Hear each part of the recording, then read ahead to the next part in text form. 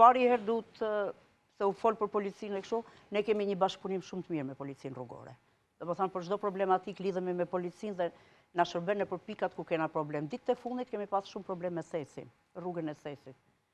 Për faktin sepse jo vetëm nga sasia e madhe e borës dhe rruga u hap si në formën e tunelit, por nga problemi sepse në një distancë prej 550 metrash të zona e tuneleve që e quajmë ne, ekziston rreziku i rënies orteqeve. Ma tan qafthorit.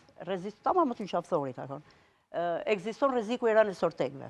Dhe në kohën kur kompania qëndron stabil aty e mirëmbajtjes, shoqëron për kalim vetëm ato kur bam njoftimin që nuk lejohet për faktin sepse ekziston rreziku i ortekëve. Po kishte një njoftim mos gaboj. Ai njoftim që ban autoriteti rrugor dhe u lejoshin të kaloshin vetëm makinat emergjente për rast smunësh ose diçka tjetër dhe i shoqëronte kompania me borpastruese edhe me specialistët që qëndrojnë atje. Plus kësaj dhe policia rrugore që na ka qëndru gati për domethënë për qenë e gatshme në këtë situatë. Nga ana tjetër, pikërisht te kjo zonë ka problem ramja ortekëve gjatë periudhës kur fillon shkrirja e borës.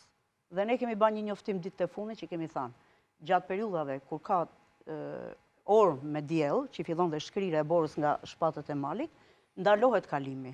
Dhe vetëm momentet kur fillon ngrirja, deri në atë periudhë sa të shkrin komplet shpati i malit, dhe vetëm momentet kur fillon ngrirja dhe stabilizohet qëndrueshmëria e shpatit për që të mos ketë ortek, vetëm atëherë fillon kalimi, por rruga çdo moment është e hapur. Domethënë, për një emergjencë, për çfarëdo rruga është e hapur. Ne na qelloj që zuni orteku një makinë. Fakti që kompania qëndron nga dishmëri, largojnë njerëzit, i dërgojnë hotel dhe priti derisa të krijoshin kushtet për me pastru dhe me nxjerrë dhe makinën nga aty. Domethënë, nuk mungon nga dishmëria dhe nuk mungon. Po do e kenë mbrojtur barrierat, tani kurioz, do e kenë mbrojtur barriera që se ka marrë me vete makinën për ta hedhur poshtë? Jo, aty është bas si tunel rruga komplet. Është bërë ka pasur shumë lartë borë. Dhe ka një pamje, domethënë është një mrekulli, shofësh ato pamjet në periudhë kur ka borë. Alpet shqiptare janë një mrekulli. Po prandaj shkojnë pra ngelen në borë. Po nisën pa përgatit. Vetëm një moment, sepse ju përmendet më herët bllokime rrugësh, por tani një ndër lajmet po themi ishte bllokimi me, mos gaboj, me 3 janar ose 4.